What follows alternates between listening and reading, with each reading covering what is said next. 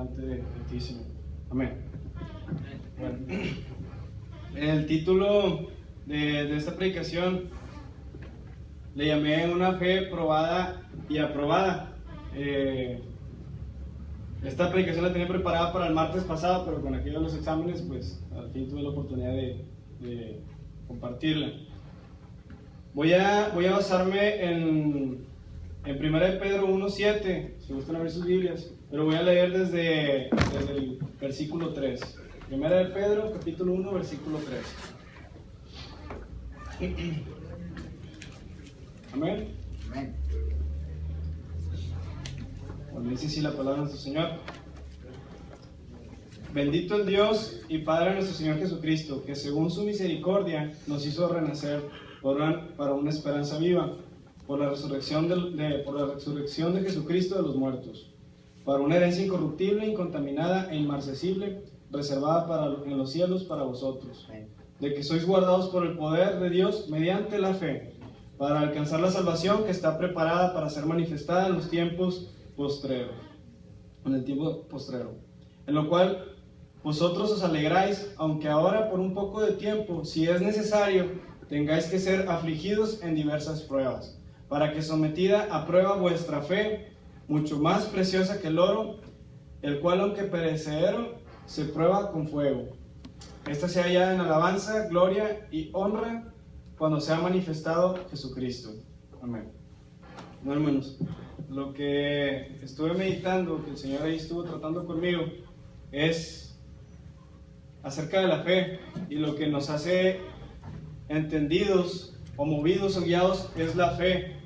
Esta carta, hermanos, precisamente la escribe Pedro a todos los cristianos dispersados en Asia.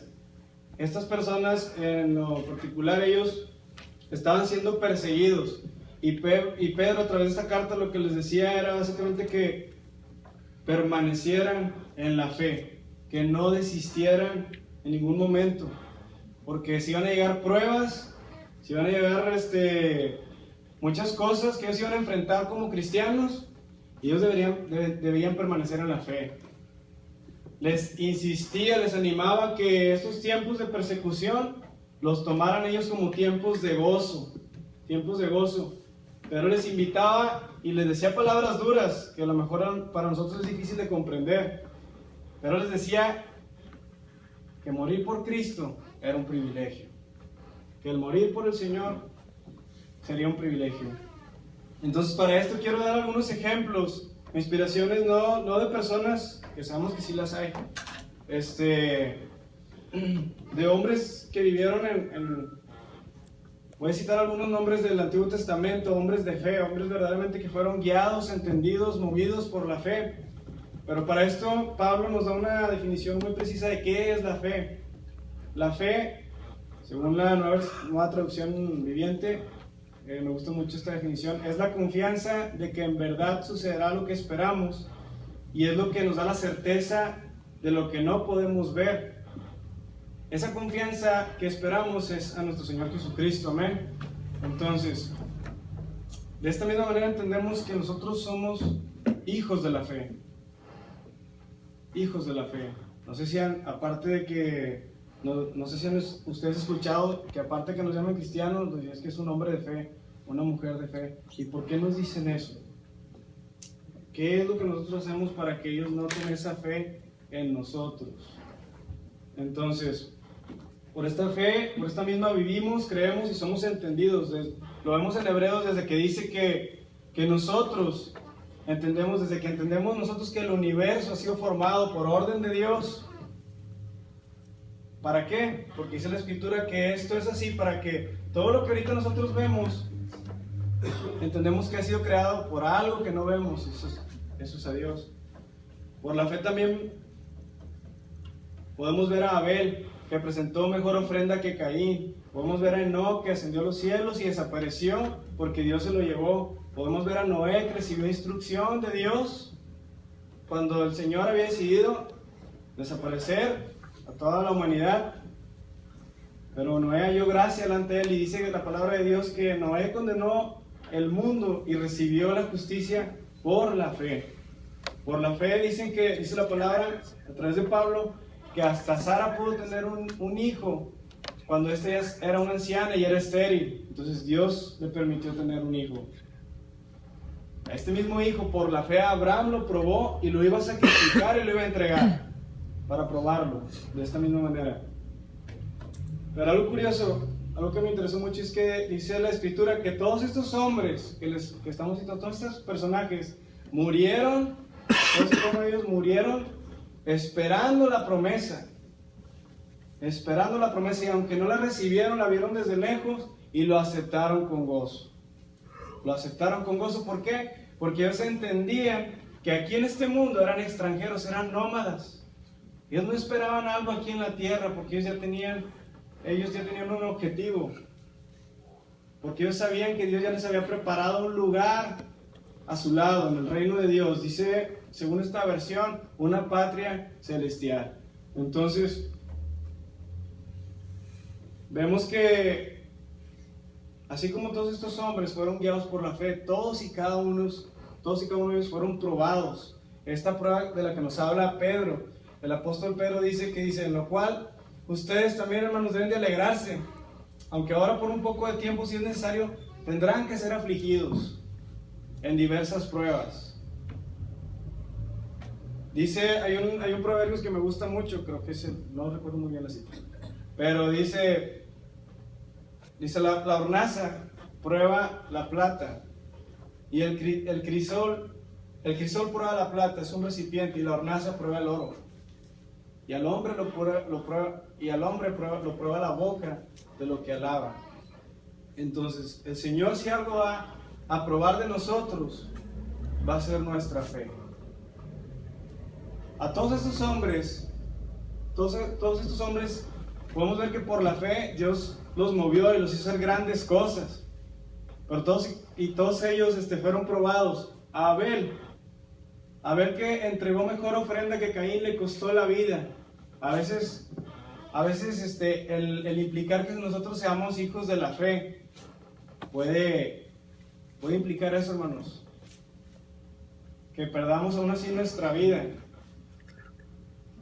Dice que por la fe José también, y cuando iba a morir, él declaró con toda confianza que su pueblo iba a salir de Egipto. Y así fue. Pero esa fe le costó al pueblo 400 años de aflicción y de esclavitud para que este pueblo pudiera haber sido libre. Por la fe Moisés, dice la palabra de Dios, que ya siendo un adulto, rehusó llamarse hijo del faraón y decidió ser maltratado con su propio pueblo. A veces la fe, hermanos, a nosotros va a hacer que nosotros hagamos cosas algo sin sentido para nuestra carne, algo ridículas para nuestra carne. Eso que no quieres hacer, eso te va a llamar a ser Dios por la fe. ¿Por qué? Porque decidió ser maltratado. ¿A qué? A deleitarse con los placeres del pecado que ofrecía, con todos los placeres que ofrecía este pueblo. Vemos que si nosotros somos guiados por la fe, Dios va a hacer grandes cosas. Entonces, me sorprende mucho que también nos menciona Pablo, que así como jueces, profetas y reyes hicieron muchas cosas, no sé, voy a usar esta palabra, muchas cosas bien geniales, así también les costó a todos y cada uno de ellos. Dice que por la fe estas personas conquistaron reinos, ciudades y gobernaron con justicia, y estos sí recibieron todo lo que Dios les había prometido.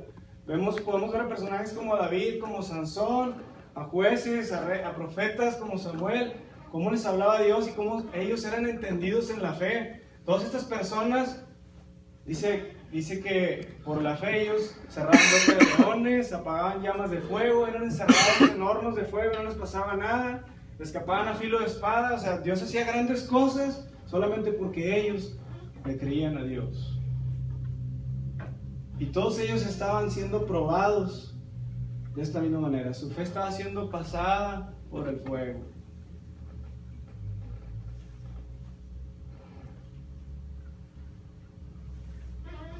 A veces, hermanos, nosotros a veces es difícil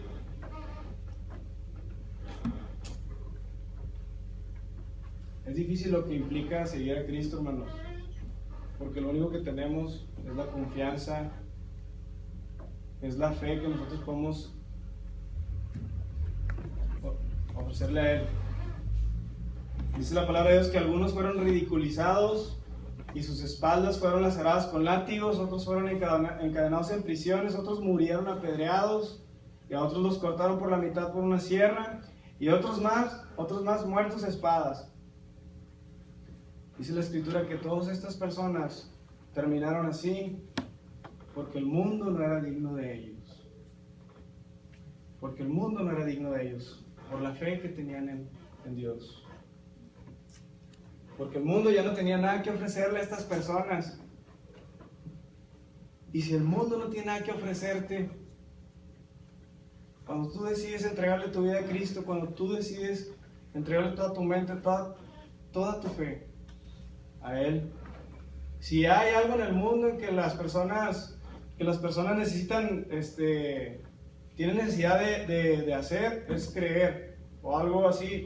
Todas las personas del mundo tienen necesidad de creer en algo.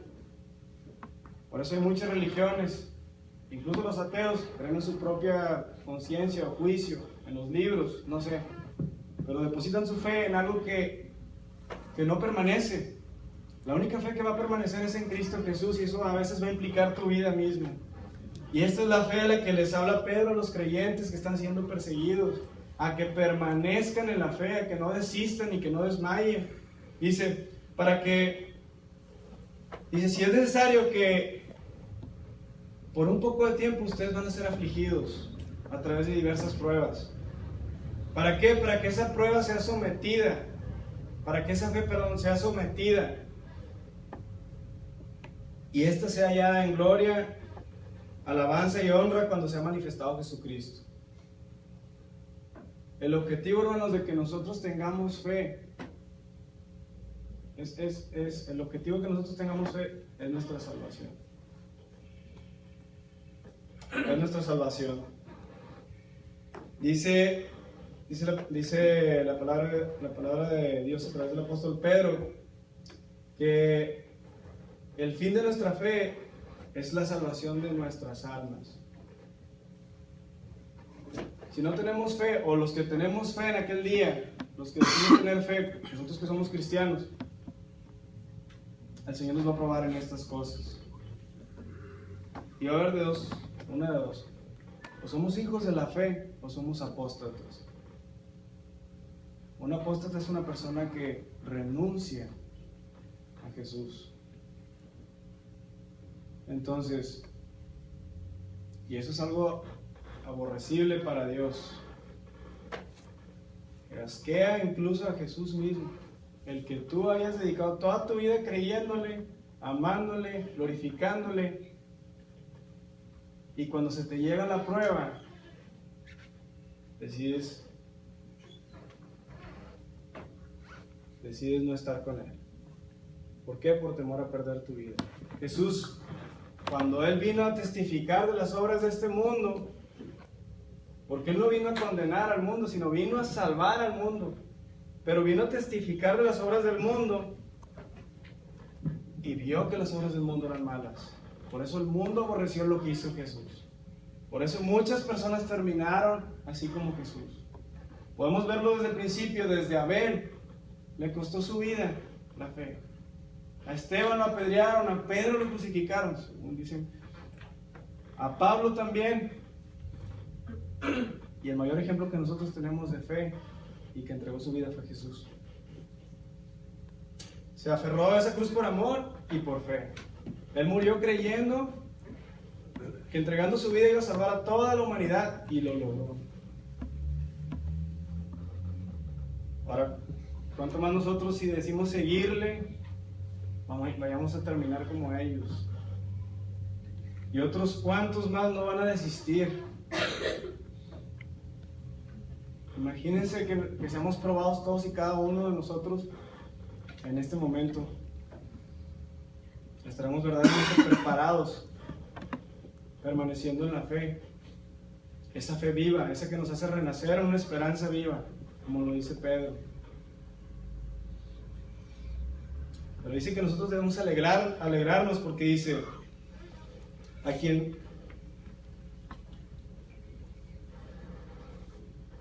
dice que esta fe cuando sea ya en alabanza, gloria y honra, cuando se ha manifestado Jesucristo, dice que a quien nosotros amamos sin haberle visto y en quien creyendo, aunque ahora no lo veamos,